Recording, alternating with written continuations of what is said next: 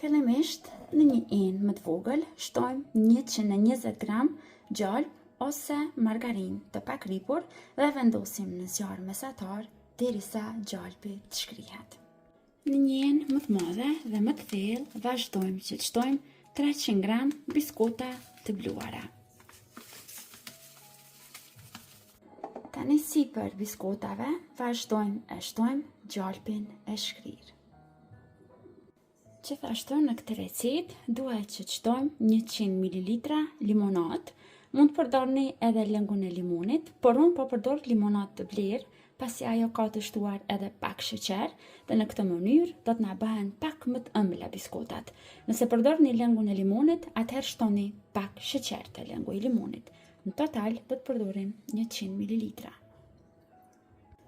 Përzijem mirë tani, derisa të formohet një masë e mirë, cilën mund që t'ja japim formën lirisht. Njëherë do të përzije pak me lugë, pastaj do të vazhdoj edhe me dorë. Tani do të vazhdoj që ta mbledh me dorë, sepse në këtë mënyrë mblidhet më së miri brumi me biskota.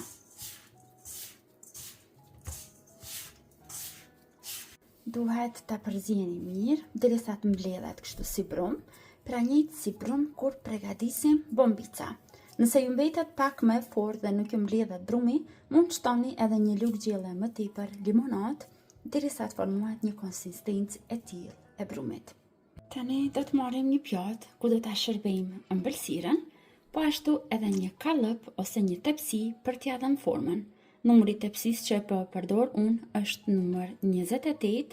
Kjo bëhet në masin që ju dëshironi, pra mund ta kontrolloni këtu, por unë po e përdor në masin me numër 28. Vazhdojmë që fillimisht tani këtu mbrenda të shtojmë brumin me biskota.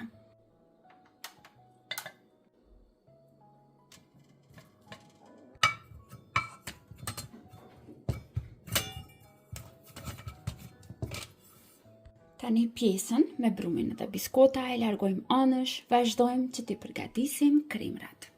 Fillimisht e përgatisim kremin me mjedra. Në një tenxhere shtojmë 450 gram mjedra të ngrira. Tani tek mjedrat do të shtojmë 4 deri në 5 lugë gjelle me sheqer. Dhe i vendosim tani në zjarr mesatar dhe presim derisa të marrim val. Në anën tjetër, përgatisim tani përzierjen që do ta trash lëngun e kremit. Në një pjatë më të vogël shtojmë një lugë gjelle me një shiste. Një shisten e zbusim me 100 ml ujë. Përzijmë mirë që të sigurohemi që brenda mos na mbesin trupa, sepse do të na mbesin pastaj trupa edhe te kremi.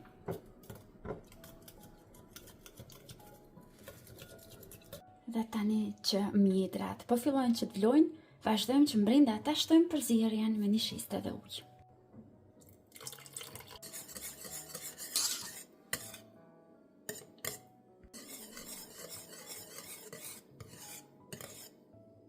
Marrim tani një enë më të vogël dhe aty vazhdojmë që të shtojmë 100 gram çokoladë.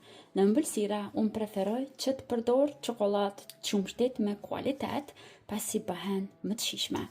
E shtojmë çokoladën këtu tek ena. Ndërkohë që presim që çokolada të shkrihet, ne vazhdojmë që ta përgatisim pjesën tjetër të kremit. Do të kemi nevojë për 500 gram mascarpone.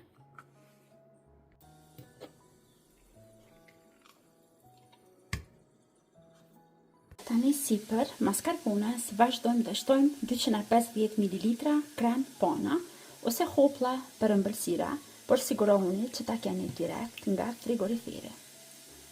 Vazhdojmë i përzijem me mikser për 2-3 minuta derisa të dy kremat të lidhen dhe të bëhen bashkë. Tani kremin që përgatitëm e ndajmë në 2 pjesë të barabarta. Tani te pjesa e parë e kremit e shtojmë çokoladën e shkrirë. Dhe vazhdojmë përzijem me mikser për 2-3 minuta.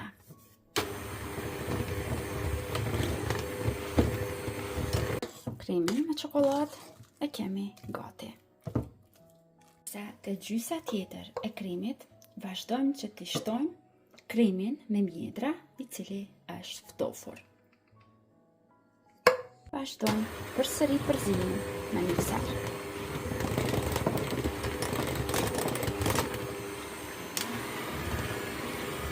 Vazhdojmë rëndisim tani, sipër biskotave, shtojmë një herë kremin me çokoladë. Dhe tani vazhdojmë që ta shtojmë pjesën e kremit me mjedra. Por me kujdes,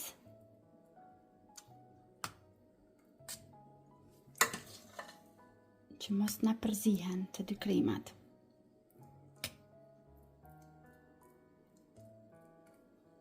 Në një tenxhere tjetër më të vogël, kam shtuar 150 gram çokoladë të bardhë, por përsëri çokoladën e bardhë e kam zgjedhur qumshtit.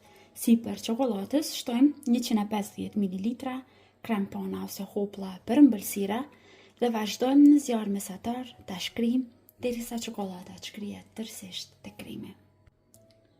Dhe me çokoladën e shkrir e mbulojmë tërë ëmbëlsirën sipër. Dhe tani gjithçka që duhet që të bëjmë është që të presim që ëmbëlsira të ftofet. Sa më gjatë lejojmë që të pushojë ëmbëlsira, aq më i mirë na del rezultati. Unë zakonisht këtë lloj të ëmbëlsirave i përgatit prej në mbrëmje, që ditën e nesërme t'i kem të gatshme për t'i shërbyer.